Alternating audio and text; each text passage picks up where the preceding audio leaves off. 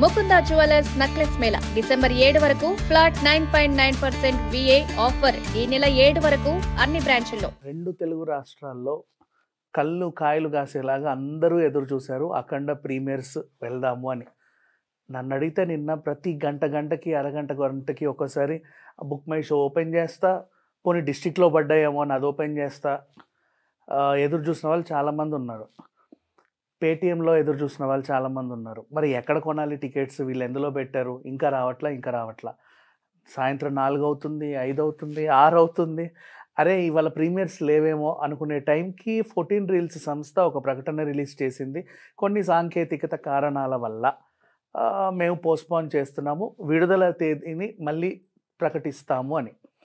తర్వాత వివరాల్లోకి వెళ్తే ఈరోజు సంస్థ మాకు 28 కోట్లు వీళ్ళు బాకీ ఉన్నారు, డబ్బులు ఇవ్వకుండానే సినిమాని రిలీజ్ చేస్తున్నారని మద్రాస్ హైకోర్టులో వాళ్ళు పిటిషన్ ఫైల్ చేస్తే కోర్టు స్టే విధించింది సినిమా విడుదలకి.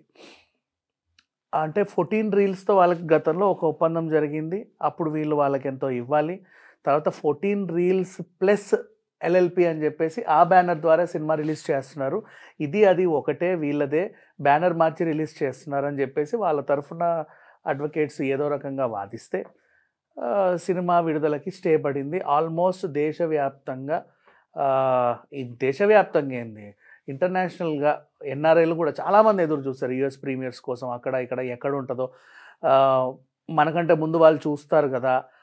ట్విట్టర్లో సినిమా గురించి ఏమైనా క్లిప్స్ వస్తాయా, బాలే డైలాగులు ఏమన్నా లీక్ అవుతాయా అని చెప్పేసి. బట్ అందరికీ కూడా నిరాశ ఎదురైంది.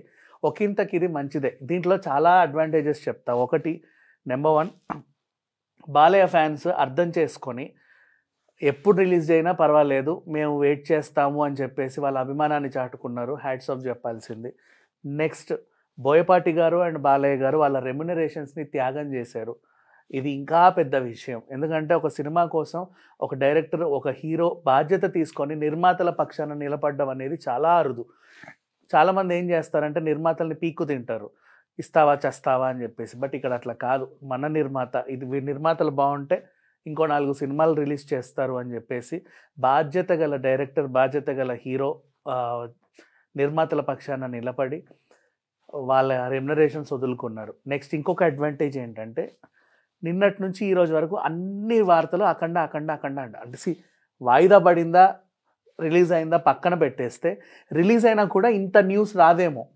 సినిమా వాయిదా పడింది అనేది చాలా పెద్ద న్యూస్గా అందరూ కవర్ చేసేసారు. సో ఇది ప్రమోషనల్గా ఇంకో అడ్వాంటేజ్ అని చెప్పుకోవచ్చు. చాలామంది అరే వాయిదా పడిందంట, మరి ఎప్పుడు ఇప్పుడా, రేపా, నెక్స్ట్ ఆ తర్వాత, ఇట్లా ఎదురుచూపులు చూస్తున్నారు. బుక్ మై షోకి కూడా మంచి ట్రాఫిక్ తగిలింది నిన్న. సో ఇది కూడా అడ్వాంటేజ్ అని చెప్పుకోవచ్చు. ఇవాళ సాయంత్రం నుంచి అయినా రేపటి నుంచి అయినా సరే మొత్తానికి సినిమా అయితే రిలీజ్ అవుతుంది. ఫ్యాన్స్ కూడా బాగా ఓపిక పట్టి ఎదురు చూస్తున్నారు. సినిమాకి అయితే అడ్వాంటేజ్, ఎక్కడ డిసడ్వాంటేజ్ లేదు. కొంతమంది నెగిటివ్స్ రాస్తారు ట్రోల్ చేసేవాళ్ళు, బాలయ్యకే ఇంత పరిస్థితి, అట్లయిందా ఇట్లయిందా అనేసి. ఏది ఏమైనా సరే చిన్న ప్రాబ్లం వచ్చింది, అది చాలా చిన్న ప్రాబ్లమే. వీళ్ళకైతే చాలా ఈజీగా సాల్వ్ చేసుకుంటారు, పెద్ద విషయం ఏం కాదు. అనుకున్న టైంకి అనుకున్నట్టుగా నెక్స్ట్ టైం ఇంకొక డేట్ వీళ్ళు ఇస్తే సినిమాని మాత్రం రిలీజ్ చేస్తారు. ప్రమోషనల్ వైజ్గా చాలా కష్టపడ్డారు.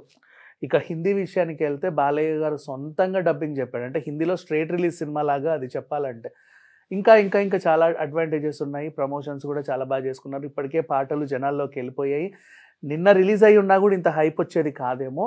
వాయిదా పడింది అని తెలియగానే సినిమాకి విపరీతమైన హైప్ అయితే వచ్చేసింది. ఇప్పుడు ఎప్పుడు రిలీజ్ చేసినా ఈ సినిమా ఖచ్చితంగా అంచనాలు అందుకుంటుందని మాత్రం చెప్పగలం.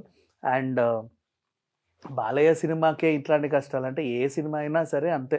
చివరి క్షణాల్లో ఎవరన్నా, ఇప్పుడు వీళ్ళైనా సరే ముందే వీళ్ళతో మంతనాలు జరిపి ఆ డబ్బులేవో సెటిల్ చేసుకోవచ్చు, పెద్ద విషయం కాదు. కరెక్ట్గా రేపు రిలీజ్ అనగా ఈరోజు వెళ్ళేసి హైకోర్టులో స్టే చేయడం అంటే అది ఇబ్బంది పెట్టారు. సరే ఇబ్బంది పెడితే పెట్టారు, దిష్టి పోయింది అనుకుందాం సినిమాకి, పెద్ద విషయం ఏం కాదు ఇది. సినిమా ఎలాగైనా రిలీజ్ అయిపోతుంది.